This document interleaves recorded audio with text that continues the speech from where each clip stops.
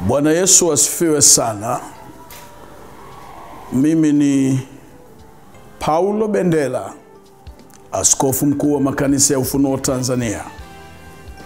Nachukua nafasi hii kukukaribisha katika kipindi cha neno la Mungu ambacho sasa kitafanyika kuwa baraka katika maisha yako ndani ya dakika chache zinazokuja. Ebu acha Mungu akubariki katika usikivu wako. Tushirikiane mimi na wewe kupata baraka hizi za mkate wa kiroho kutoka katika nyumba ya Roho Mtakatifu. Mungu akubariki sana. Binadamu yeyote ana wajibu wa kushukuru. Binadamu yeyote hapa duniani ana wajibu wa kushukuru. Kwanza, ana wajibu wa kushukuru hata akikosa chakula, akipewa maji ya kunywa. Binadamu yeyote ana wajibu wa kushukuru kwenye msiba anapofiwa, hata kama marehemu amefariki, lakini wale waliofanya jitihada za kumsaidia marehemu. Kwa mtu mwenye hekima na busara na roho ya upendo na moyo wa shukrani, ana wajibu wa kushukuru. Usishukuru tu kwa sababu ndugu yako amepona. Shukuru hata kama ndugu yako hajapona, lakini ni nani amehusika kwa jitihada zake kutaka kunusuru maisha ya ndugu yako. Lakini binadamu yeyote ana wajibu wa kushukuru. Kuna baba askofu mmoja nimemwona Kongo, anasema Tanzania na wao linakuja kama la Kongo. Niwaambie, upendo wa taifa letu hautokani na mashawishi na mashauri na msukumo wa watu. Upendo wa taifa letu la Tanzania unatokana na Mungu mwenyewe. Na nakueleza ukweli kutoka moyoni mwangu. Hakuna askofu yeyote, mchungaji yeyote, nabii au mtume au kiongozi yeyote anayetutakia mema sisi wa Tanzania tufanikiwe kuliko mataifa yao. Hakuna. Siji kama mnanielewa ninachozungumza. Pili, hakuna mtu yeyote anayekutakia ujenge nyumba yako, ununue gari lako, usomeshe watoto wako, uvae vizuri kuliko familia yake kwanza. Hakuna.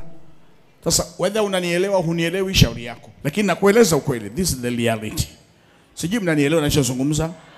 Anayeweza kukueleza ukweli na ukawa na tahadhari ni mimi peke yangu kwako, kwamba hakuna anayetaka wewe uishi kwa furaha na ndoa yako au uolewe au utibiwe. Asilimia kubwa tukiona mtu anaumwa tuna huruma na yeye, lakini sio kwamba akipona afanikiwe.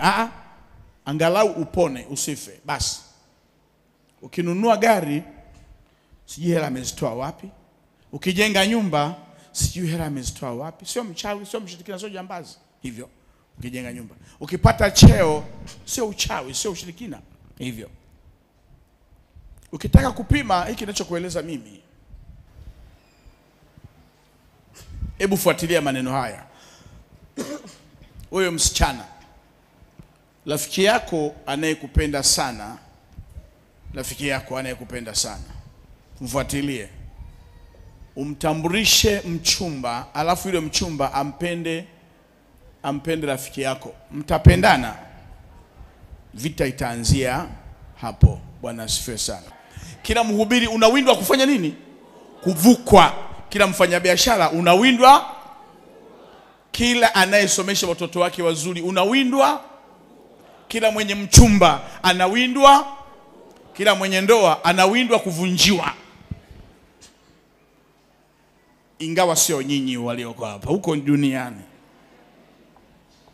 Kama hujawahi kuindiwa mme wako humu kanisani, usisahau kutoa mbegu hapa. We ni mtu wa ajabu na mtu wa pekee sana.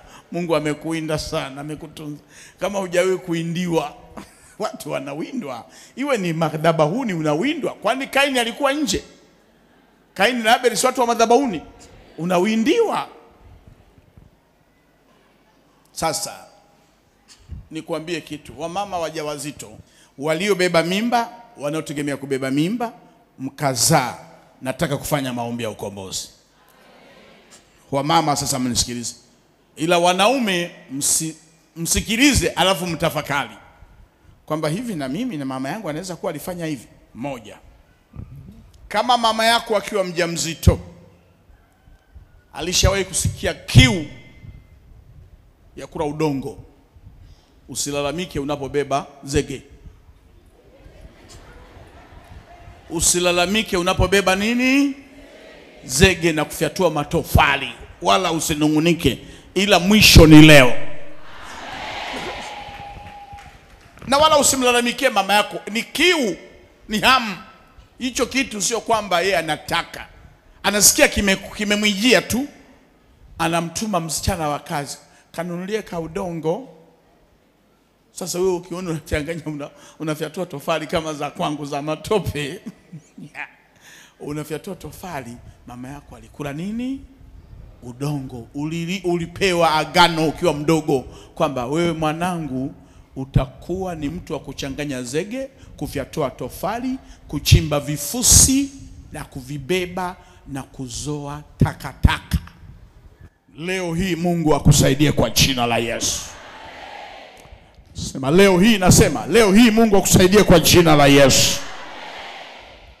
Yaani kuna watu wamepokea ukombozi huo. Wale wote waliokula udongo bila kujua, ninavunja hilo agano kwa jina la Yesu.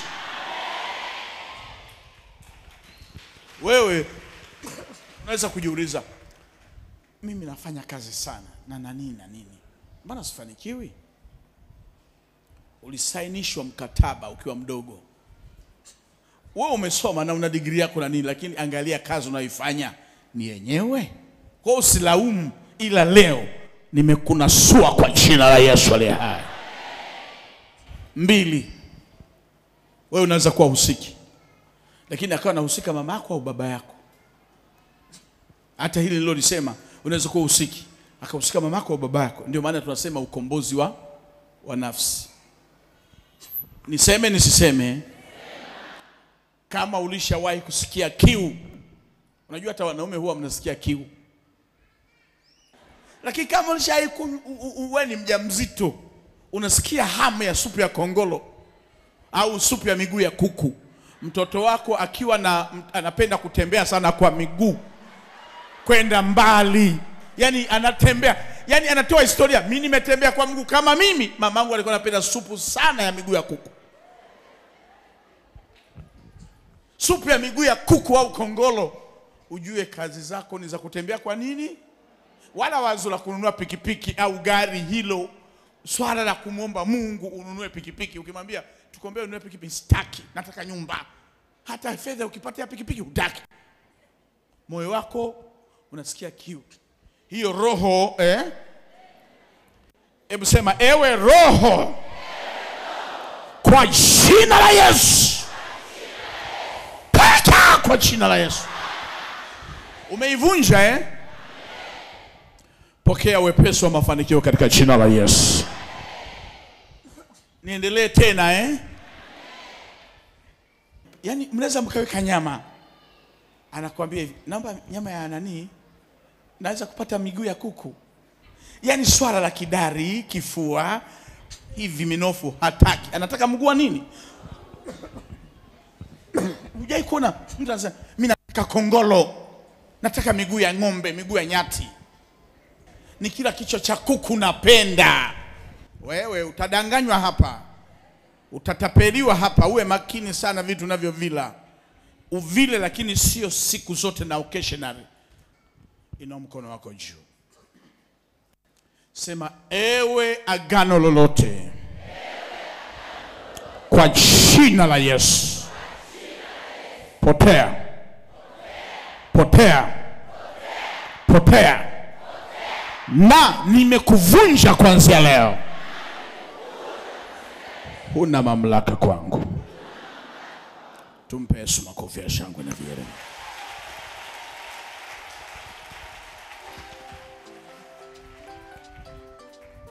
Ndugu mtazamaji wangu katika Yesu Kristo, nachukua nafasi ya kipekee sana kukushukuru kwa kutoa muda wako wa kunisikiliza na kumsikiliza Roho Mtakatifu alivyokuwa akitubariki mimi na wewe. Karibu sana siku nyingine tena kama siku hii ya leo. Tuendelee kushirikiana mimi na wewe kubarikiwa katika Kristo Yesu. Ninazungumza kutoka katika ofisi ya kanisa letu makao makuu jijini Dar es Salaam, Kimara Bonyokwa. Ndipo kanisa letu kuu lilipo. Lakini kwa kweli napenda kukushirikisha baraka hizi ikikubariki. Makanisa yetu yapo katika mikoa yote na wilaya zote katika nchi yetu ya Tanzania. Mungu akubariki ikikupendeza kututembelea katika makanisa yetu kokote utakakokuwa unatamani kupata mafundisho ya kanisa letu.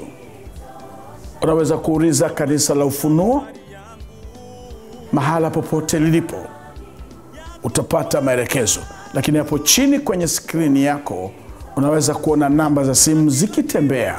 Unaweza kupiga simu. Ukipiga simu utapewa maelekezo kwa namna ipi unaweza kufika katika kanisa letu la Ufunuo. Mungu wa mbinguni akubariki sana. Asante sana.